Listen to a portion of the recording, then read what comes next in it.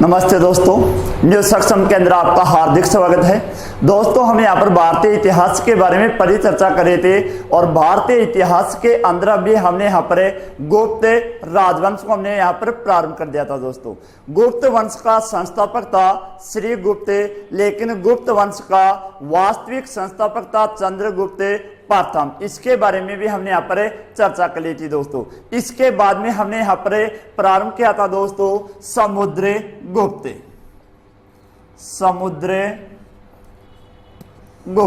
और समुद्रगुप्त का शासन काल था 335 से लेकर 375 ईस्वी तक। 335 से लेकर 375 के शासन काल था समुद्रगुप्त। समुद्रगुप्त के अंदर भी हमने देख लिया था कि एक तो समुद्रगुप्त की जानकारी के हमें स्रोत कौन कौन से मिलते हैं। तो एक तो हमें यहाँ से प्रयाग प्रशस्ति मिली थी और प्रयाग प्रशस्ति का लेखक था हरिसेन, जो समुद्रगुप्त का ही क्या था, संधि विग्रह के मंत्री था। इसके अलावा हमने एक विद्वान था V.A. स्मिथ, जिसने समुद्रगुप्त को एक उपाधि दी थी, इसे बोला था, तुलना की थी, उसे बोला था भारत का नेपोलियन। भारत का नेपोलियन किसे बोला जाता है? समुद्रगुप्त को बोला जाता है। और ईरान का नेपोलियन बोला जाता है, नादिर शाह को ईरान का नेपोलियन बोला जाता है। दोस्तों, तो अब हमें इसकी कुछ साम्राज्य की नीतियां देख रहे थे, यानी इसके कुछ युद्ध देख रहे थे समुद्रगुप्त के ही। तो हमने एक तो इसका देख लिया था उत्तर भारत अभियान। उत्तर भारत के अंदर समुद्रगुप्त ने 2 बार अभियान किए थे और समुद्रगुप्त ने उत्तर भारत के अंदर कुल कितने राजाओं को यहाँ पर पराजित करता है? 9 राजाओं को इसने पराजित किया था तथा इसके प्रति उसने एक नीति अपनाई थी, वो थी परसवोद्धरण की नीति, अर्थात जड़ मूल से नष्ट कर देना। दूसरी नीति थी इसकी दक्षिण भारत विजय, और उसने यहां पर कुल 12 राजाओं को पराजित किया था और इनके ऊपर इसकी नीति थी राजग्रहण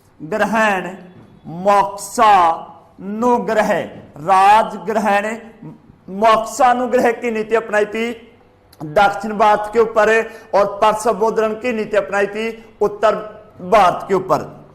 तीसरी विजय देखते हैं इसकी आठवीं विजय, यानी जंगली राज्य थे और ये विंध्याचल पर्वतमाला के अंदर नागपुर से लेकर जबलपुर के मध्य थे और इनकी संख्या कुल कितनी थी? 18 इनकी संख्या बताई गई थी। दोस्तों, तो यहां पर भी समुद्रगुप्त ने क्या किया था?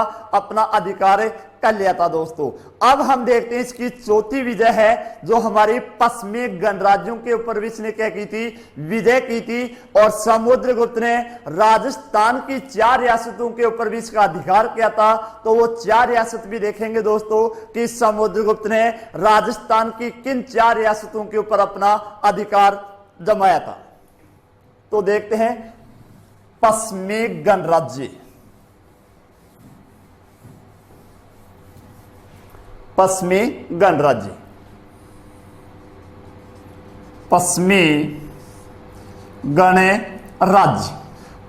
गणराज्य थे उसमें। तो उसने यहां पर 9 पश्चिमी गणराज्यों के ऊपर भी उसने क्या किया था?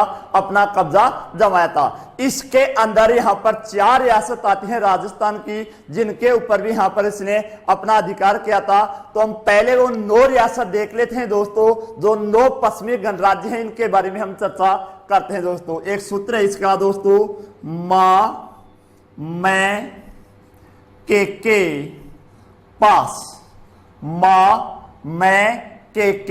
पास।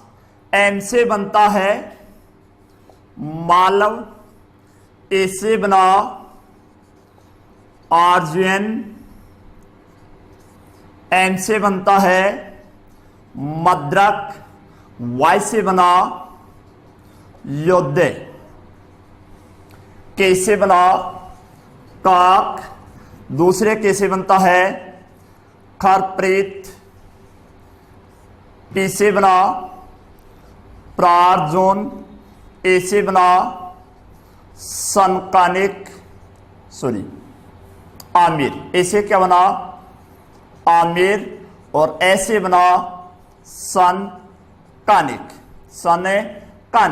ये काक प्रारजोन ये कहां पर पड़ता हमारे एमपी के अंदर है, प्रारजोन एमपी के अंदर, और आमिर और संकानिक भी कहां पड़ता है, एमपी के अंदर पड़ता है। अब देखते हैं दोस्तों यहां पर मालव और आरजवेन, मालव क्षेत्र और आरजवेन क्षेत्र, वर्तमान टोंक और अजमेर क्षेत्र, जो वर्तमान टोंक और अजमेर वाला क्षेत्र है, इस क्षेत्र को गुप्त काल के अंदर किस नाम से जाना जाता था, मालव क्षेत्र के नाम से इनको जाना जाता था। आरजवेन वर्तमान अलवर और भरतपुर वाले क्षेत्र को गुप्त काल के अंदर किस नाम से जाना जाता था, आरजवेन के नाम से जाना जाता था। ये मद्रक पड़ता हमारा कहां पर है, पंजाब के अंदर, और योध्य क्षेत्र पड़ता हमारा दिल्ली के आसपास के क्षेत्र को, दिल्ली का जो आसपास का क्षेत्र है इसी क्षेत्र को किस नाम से जाना जाता है, योध्य क्षेत्र के नाम से जाना जाता है। पिछली हमारे राजस्थान पुलिस के अंदर यहीं से क्वेश्चन था कि योध्य क्षेत्र भारत के कौन सी दिशा में है, तो हमें पहले ये देखना होगा कि योध्य क्षेत्र है कहां पर, तो ये दिल्ली का जो आसपास का एरिया है इसी एरिया को हम क्या बोलते हैं, योध्य क्षेत्र के नाम से इनको जाना जाता है। अब हम बता सकते हैं कि ये योध्य या दिल्ली हमारे कौन सी उत्तर भारत में है या दक्षिण भारत के अंदर, तो हम बता सकते हैं कि ये दिल्ली हमारे कौन सी दिशा के अंदर हुई, उत्तर दिशा के अंदर हुई। अब देखते हैं दोस्तों यहां से भी क्वेश्चन आता है कि समुद्रगुप्त ने भारत की कितनी रियासतों के ऊपर अपना अधिकार जमाया था, तो उसने यहां पर 4 रियासतों के ऊपर अपना अधिकार जमाया था, वो था टोंक, अजमेर, अलवर और भरतपुर। इन 4 रियासतों के ऊपर इनका क्या हो गया था, अधिकार हो गया था। तो ये थे दोस्तों पश्चिमी गणराज्य, जहां पर समुद्रगुप्त ने यहां पर अपने 9 रियासतों के ऊपर अधिकार किया था, जिनमें से 4 रियासत हमारे किसकी आती थी, राजस्थान की आ रही थी दोस्तों। इसके अलावा भी हम देखते हैं दोस्तों कि इस समुद्रगुप्त के समय में शक राजा कौन था, श्रीलंका का राजा कौन है, और कुषाण वंश का उस समय यहां पर राजा कौन था, इन राजाओं के बारे में हम चर्चा कर लेते हैं दोस्तों। तो समुद्रगुप्त के समकालीन शासक,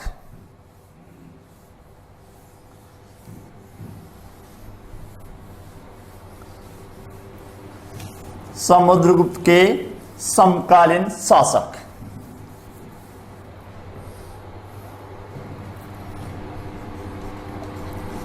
समुद्रगुप्त के समकालिक शासक, एक तो हम देखते हैं लंका का शासक कि उस समय श्रीलंका का यहां पर शासक कौन था, उस समय शक शासक कौन था, और उस समय कुषाण शासक कौन था, इसके बारे में हम चर्चा करते हैं दोस्तों। तो समुद्रगुप्त के समय में श्रीलंका का उस समय शासक था मेघवर्ण, श्रीलंका का उस समय शासक कौन था, मेघवर्ण उसमें यहां पर श्रीलंका का शासक था जब समुद्रगुप्त भारत के अंदर था। उसी समय यहां पर शक शासक था रुद्र सिंह तृतीय, रुद्र सिंह तृतीय उसमें शक शासक था, और इस रुद्र सिंह को पराजित करेगा दोस्तों समुद्रगुप्त का ही पुत्र जिसका नाम था चंद्रगुप्त विक्रमादित्य था। और कुषाण वंश का शासक था केदार कुषाण, केदार कुषाण। तो कई बार पूछ लिया जाता है कि हमारे समुद्रगुप्त के समकालीन शक शासक कौन था, तो रुद्र सिंह तृतीय है। कुषाण वंश का शासक कौन हुआ, केदार कुषाण है। और लंका का शासक कौन था, मेघवर्ण उसमें यहां पर लंका का शासक था दोस्तों। अब देखते हैं दोस्तों समुद्रगुप्त के पास में भी कुछ उपाधियां थी, तो इस समुद्रगुप्त की हम क्या देखते हैं, उपाधियां, समुद्रगुप्त की उपाधियां। एक तो इसे बोला गया है उपाधियों के अंदर व्याघ्र पराक्रम, व्याघ्र पराक्रम, व्याघ्र पराक्रम किसकी उपाधि है, इसी समुद्रगुप्त की उपाधि थी। और एक बोला गया है इसे अप्रतिरथ, अप्रतिरथ, अप्रतिरथ वह व्याघ्र पराक्रम किस शासक की उपाधि थी? समुद्रगुप्त की उपाधियां हैं। समुद्रगुप्त से हमें यह भी पता चलता है, इससे समुद्रगुप्त ने अपने कुछ सिक्के भी जारी किए थे और इन सिक्कों से हमें पता चलता है कि समुद्रगुप्त भी एक वीणा वाद्य यंत्र बजाता था। कौन सा वाद्य यंत्र बजाता था? वीणा वाद्य यंत्र बजाता है। दो शासकों के बारे में दोस्तों यहां पर यंत्र के बारे में पूछ लिया जाता है कि कौन सा राजा वीणा वाद्य यंत्र बजाता था और कौन सा राजा नंगाड़ा वाद्य यंत्र बजाता था। तो नंगाड़ा तो बजाता था कौन दोस्तों? अकबर के द्वारा, अकबर इसे नंगाड़ा वाद्य यंत्र बजाता था। और समुद्रगुप्त ने कौन सा वाद्य यंत्र बजाया था? वीणा वाद्य यंत्र बजाया था। वीणा वाद्य यंत्र के ऊपर रोक लगाने वाला दोस्तों तो औरंगजेब के द्वारा इसने वीणा वाद्य यंत्र के ऊपर उसने क्या लगवा दी थी? रोक लगवा दी थी दोस्तों। अब आगे हम बढ़ते हैं दोस्तों। समुद्रगुप्त ने एक यहां पर यज्ञ भी किया था और उस यज्ञ का नाम था अश्वमेध यज्ञ। अश्वमेध यज्ञ। अश्वमेध यज्ञ भी किसके द्वारा प्रारंभ किया गया था? समुद्रगुप्त ने एक यज्ञ किया था और इसी यज्ञ का नाम है अश्वमेध यज्ञ। ये वीणा वाद्य यंत्र भी था जिसकी जानकारी में कहां से प्राप्त होती है? इसके सिक्कों से प्राप्त होती है दोस्तों। अब इसके बाद में देखते हैं दोस्तों, समुद्रगुप्त की मृत्यु हो जाती है 375 ईस्वी के अंदर। तो अब इसके बाद में जो राजा बनता है उसके बारे में हम चर्चा करते हैं और वो राजा था दोस्तों चंद्रगुप्त विक्रमादित्य। विक्रमादित्य इसकी क्या है दोस्तों? उपाधि है। बाकी ये चंद्रगुप्त सेकंड था, लेकिन विक्रमादित्य उसकी क्या थी? उपाधि थी। तो इसको हम बोलेंगे चंद्रगुप्त विक्रमादित्य। और इसका शासन काल है 375 से लेकर 412 ईस्वी।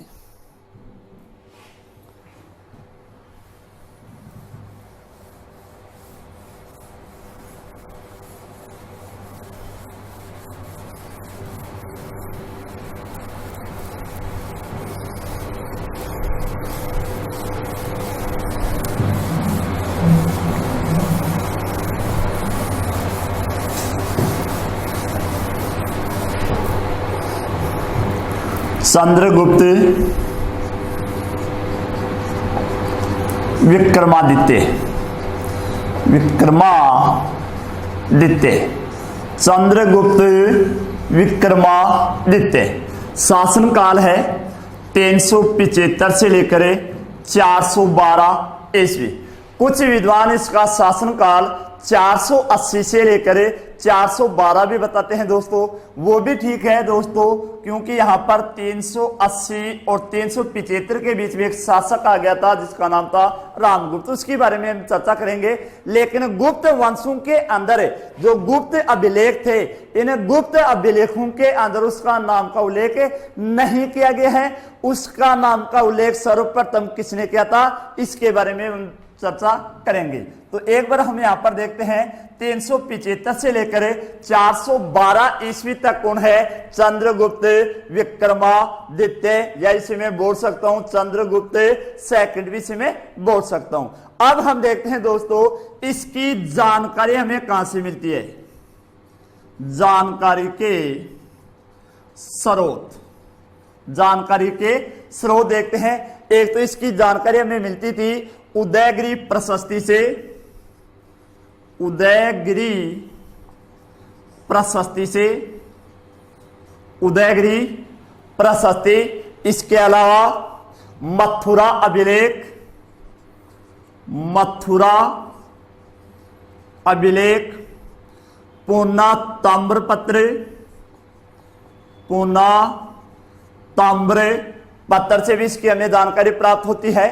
और इसके अलावा विशाखा दत्त की पुस्तक थी देवी चंद्रगुप्तम। देवी चंद्रगुप्तम, ये पुस्तक किसकी थी?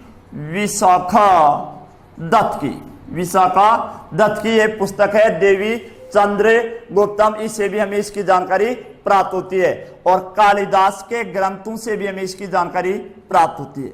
कालिदास के ग्रंथ, कालिदास के ग्रंथ। अब देखते हैं दोस्तों उदयगिरी प्रशस्ति का लेखक कौन है? तो उदयगिरी प्रशस्ति का लेखक था वीरसेन। कौन था दोस्तों? वीरसेन था। वीरसेन कौन है?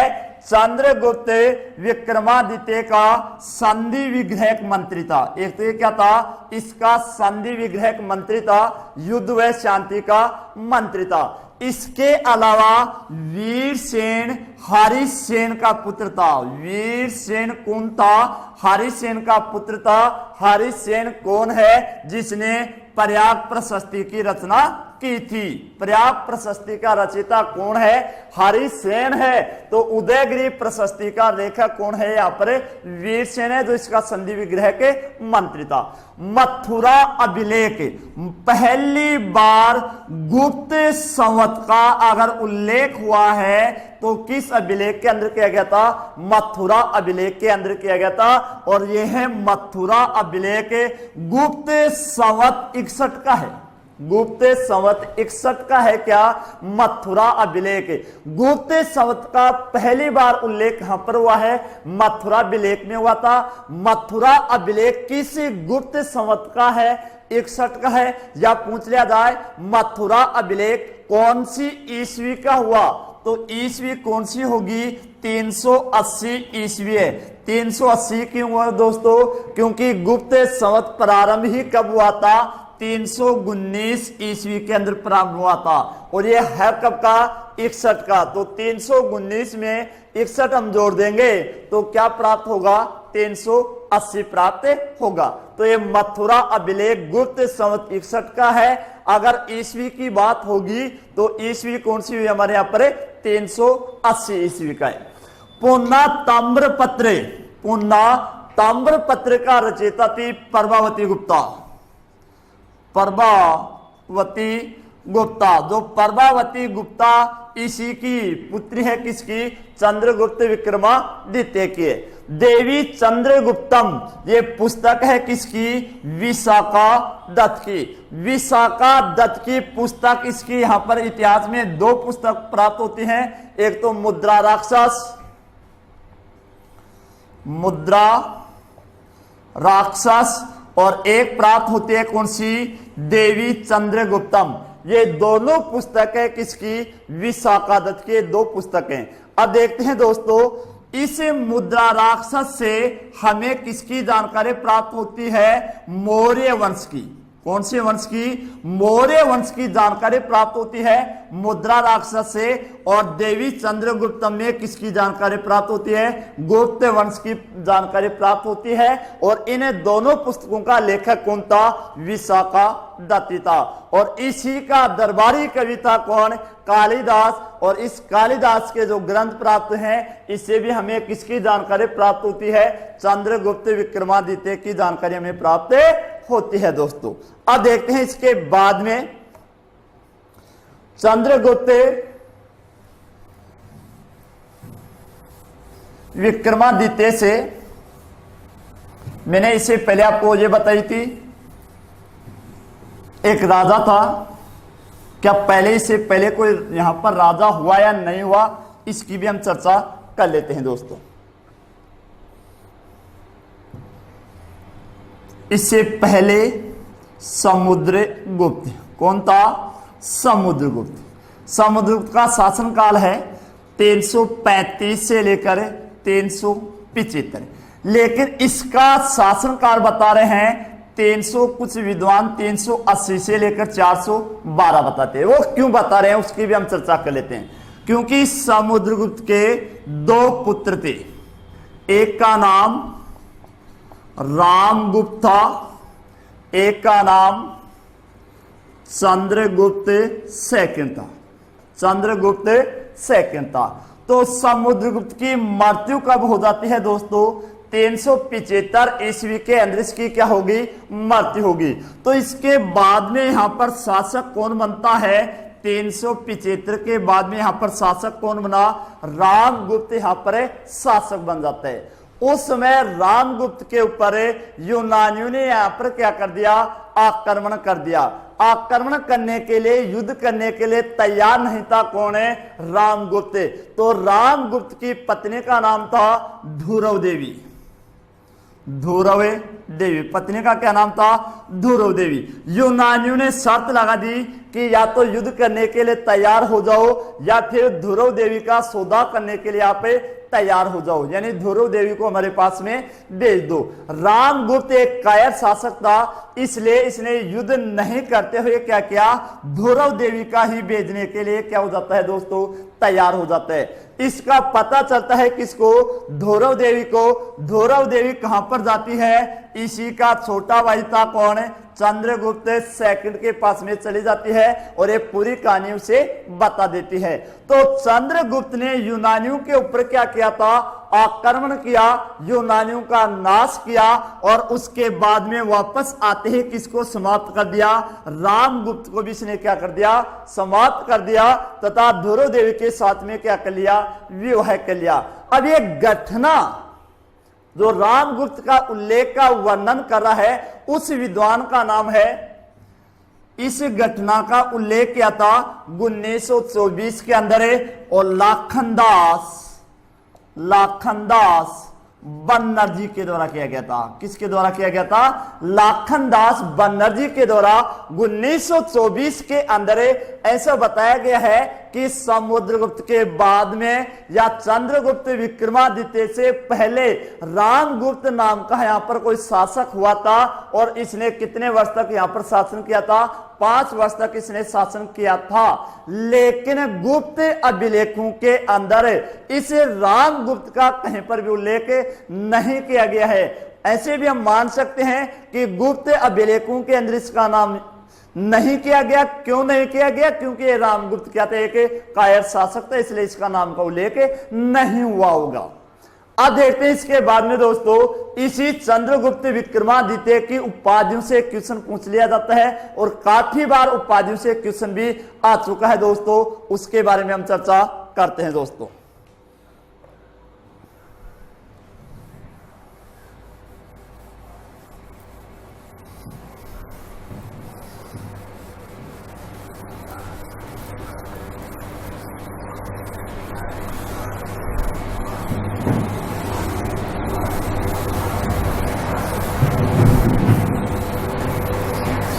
चंद्रगुप्त विक्रमादित्य की उपाधियां, काफी उपाधियां इसके पास में। उपाधियां, चंद्रगुप्त विक्रमादित्य की उपाधियां, देवराज, देवगुप्त, देवश्री, परम भागवत, परम भागवत, सकारी और विक्रमादित्य। ये उपाधियां धारण की थी किसके द्वारा, चंद्रगुप्त विक्रमादित्य के द्वारा। कौन कौन सी उपाधियां धारण की हैं, देवराज, देवगुप्त, देवश्री, परम भागवत। शकों का इसने नाश किया था, उसी समय उसे सकारी और उसकी विजय के अंदर कौन सी उपाधि दान की थी, विक्रमादित्य की उपाधि उसने दान की थी। उसके बारे में भी चर्चा करेंगे, क्योंकि इसने शकों का नाश किया था, इसी समय उसने एक उपाधि दान करता है और उसी विजय के उपलक्ष्य में इसने भारत के अंदर पहली बार चांदी के सिक्कों का भी इसने क्या किया था, प्रचलन किया था। इसके बारे में भी हम यहाँ पर चर्चा करेंगे दोस्तों। तो अब हम इसकी देखते हैं वैवाहिक नीतियां। चंद्रगुप्त विक्रमादित्य की वैवाहिक नीतियां,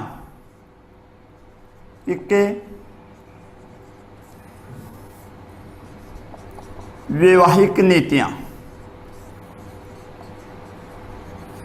एक तो इसने रामगुप्त की पत्नी ध्रुव देवी से क्या किया था, विवाह किया था। किससे किया था, ध्रुव देवी से इसने विवाह किया था। और एक नाग वंश की राजकुमारी थी जिसका नाम था कुबेर नागा।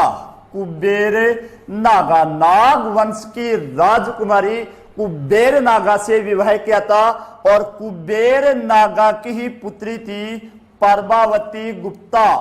प्रभावती गुप्ता, जिसने पूना ताम्र पत्र की रचना की थी। यानी प्रभावती गुप्ता किसकी पुत्री थी? इसी कुबेर नागा की ही पुत्री थी, जिसने पूना ताम्र पत्र की क्या की थी? इसने रचना की थी। और इस प्रभावती गुप्ता का विवाह किया गया था वाकाटक नरेश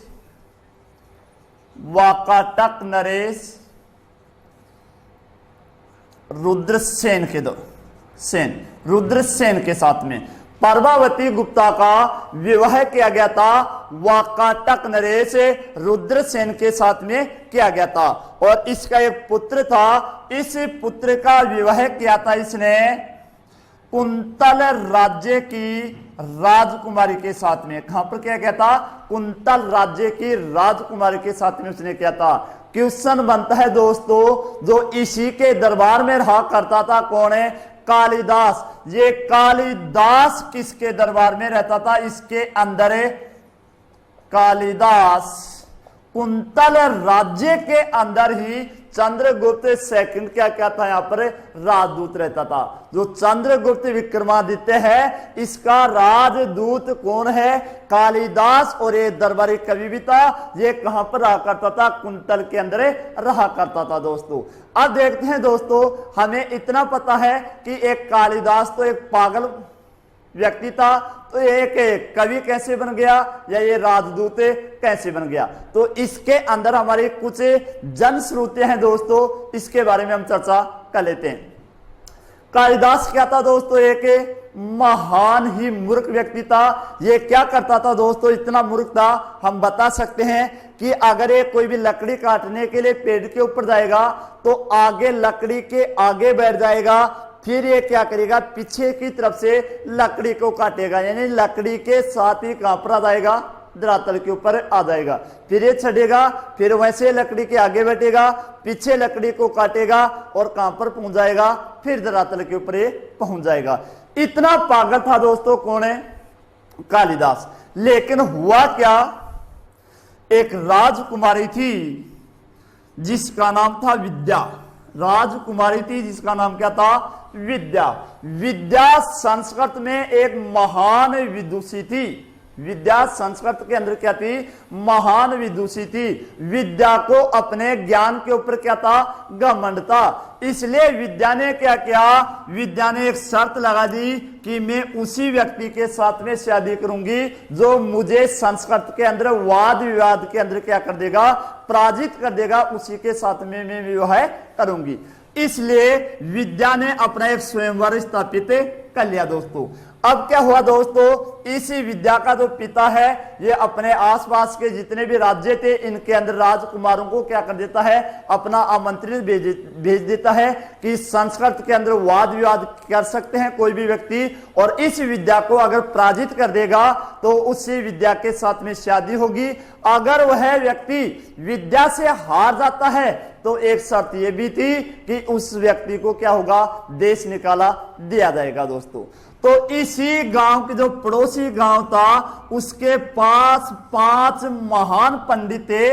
ये 5 महान पंडित हैं दोस्तों, विद्या से वाद विवाद करने के लिए स्वयंवर के अंदर पहुंच जाते हैं।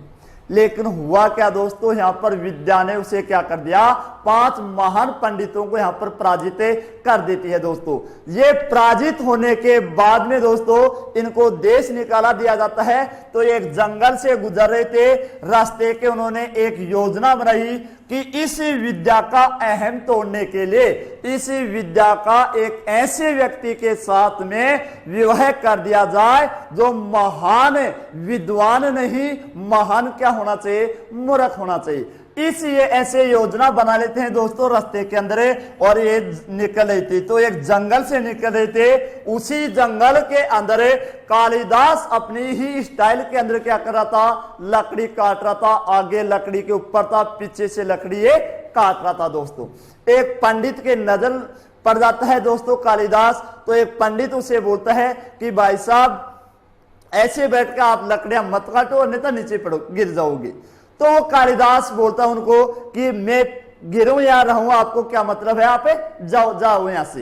तो उस जैसे ये 5 पंडित आगे चले जाते हैं, कालिदास की जैसी लकड़ी करती है, कालिदास नीचे आ जाता है। अब कालिदास को सोचने के लिए मजबूर हो जाता है वहां पर कि उस व्यक्ति ने मेरे बारे में पहले भविष्यवाणी कैसे कर दी कि आप गिरोगे, और मैं गिर भी गया। इसलिए कालिदास इन पंडितों के पीछे पीछे भगता है और ये कहता है कि आप भगवान हो, आप ईश्वर हो, मुझे कुछ वरदान दो। तो पंडित क्या भगवान थे, इनको क्या वरदान देंगे? एक दिमाग के अंदर उसी के समय में एक पंडित के दिमाग में आ गया कि हमें जिस व्यक्ति की आवश्यकता थी वो मिल चुका है। इसलिए इस कालिदास को अच्छे कपड़े पहना दिए जाते हैं और इनको इसी विद्या से वाद विवाद करने के लिए इसी के गांव के अंदर पहुंच जाते हैं। देखो दोस्तों, किस योजना के आधार पर कालिदास और विद्या का यहां पर विवाह होता है। दोस्तों, 5 पंडित कालिदास के आगे पीछे हैं और ये बर्बर के अंदर उसे क्या लगाते हैं, धोख लगा रहे हैं इसी कालिदास को।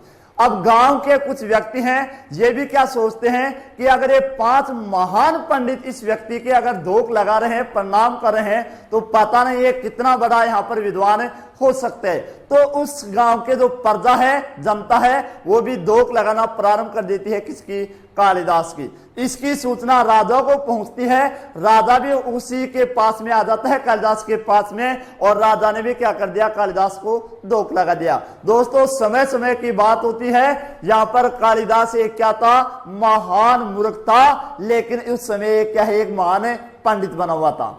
अब क्या होता है दोस्तों, कालिदास जो विद्या का पिता है वो कालिदास को बोलता है, इसके जो 5 पंडित थे, चमचे बने हुए थे, इनको बोलता है कि विद्या से वाद विवाद करवा दिया जाए। लेकिन वो बोलते हैं 5 पंडित कि कालिदास 15 दिन के लिए इसने मौन धारण किया है, ये वाद विवाद नहीं कर सकता।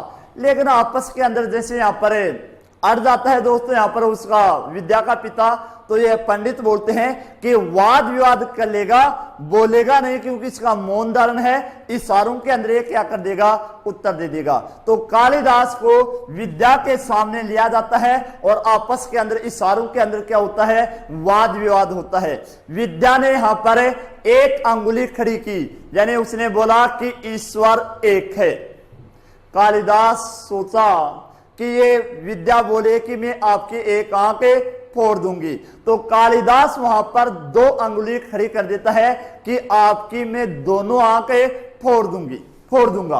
अब क्या सोचते हैं, जो यहाँ पर 5 पंडित थे, इसके चमचे थे, उन्होंने आपस के अंदर तालियां बजाई और बोलते हैं कि वाह गुरु, आपने क्या जवाब दिया है।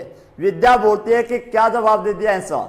तो उसको जो पंडित हैं आपस के अंदर उसे संतुष्ट करते हैं, किसको, विद्या को, कि आपने कहा कि ईश्वर एक है, लेकिन हमारे गुरु ने बोला ईश्वर और आत्मा अलग अलग चीज हैं और अलग अलग स्थान पर ये रहते हैं। दूसरा क्वेश्चन करती है विद्या ने अपना क्वेश्चन किया, वहां पर वो 5 अंगुलियां खड़ी करती है। कालिदास सोचता है कि ये बोले कि मैं तेरे थप्पड़ दूंगी। तो यहां पर कालिदास ने क्या कर दिया, यहां पर अपने 5 अंगुलियों को एक जगह कर दिया और ऐसा उसने निशान बना दिया दोस्तों। तो वहां पर वो बोलते हैं, इसके चमचे थे, वो जो 5 पंडित थे, वो बोलते हैं कि गुरु आपने क्या जवाब दिया है। विद्या पूछती है कि क्या जवाब दिया है आपने, तो विद्या को ये बताते हैं कि आपने अपना क्वेश्चन था कि मानव का शरीर 5 तत्वों से बना है, लेकिन अगर ये 5 तत्व अलग होंगे तो मानव का निर्माण नहीं हो सकता, अगर ये एक जगह होंगे तो मानव का निर्माण हो सकता है। कालिदास ने विद्या ने यहां पर तीसरा क्वेश्चन नहीं पूछा और उसने वरमाला डाल देती है किसकी, कालिदास को वरमाला डाल दी जाती है, विवाह हो जाता है कालिदास के साथ में, एक महान मूर्ख के साथ में, किसका, विद्या का। उन 5 पंडितों का अपना काम हो चुका था दोस्तों। जैसे ये अपने घर के अंदर आ जाते हैं तो शाम का 15 दिन इसके मौन धारण के पूरे होने वाले थे। समय शाम का समय था, लगभग 5 बजे का समय था। इनके मकान के पास से गुजर रहा था ऊंटों का टोला। तो यहाँ पर कालिदास क्या कर देता है, उनको देख लेता है और उनको उष्ट बोलता है। विद्या को समझ में आ गया कि ये एक महान विद्वान नहीं है, ये एक महान क्या है, मूर्ख है। विद्या इनको 5-7 क्वेश्चन और पूछती है, तो वो अपने स्टाइल के अंदर क्वेश्चनों के उत्तर देना प्रारंभ उसने कर दिया दोस्तों। अब इसे गुस्सा आ जाता है विद्या को, तो ये कालिदास को क्या लगाती है, वहीं पर एक पैर से अपनी ठोकर मारती है। कालिदास है जो सीढ़ियों से नीचे आ जाता है। सीढ़ियों के नीचे काली माता का मंदिर था। कालिदास की जीभ का कुछ खून काली माता की जीभ के खून के ऊपर गिर जाता है। वहां पर काली माता प्रसन्न हो जाती है और कालिदास से पूछती है कि आपको क्या चाहिए। लेकिन कालिदास क्या सोचता है कि इस माता ने बोला है कि आपको किसने मारा, तो उसने क्या बोला, विद्या। क्या बोला दोस्तों, विद्या। इस आधार पर ही कालिदास क्या हो जाता है यहाँ पर दोस्तों, महान ऋषि पंडित हो जाता है, जिसके आधार पर उसने काफी ग्रंथों की क्या की थी, रचना की थी। उसके बारे में हम यहाँ पर चर्चा करेंगे दोस्तों। थैंक्स दोस्तों।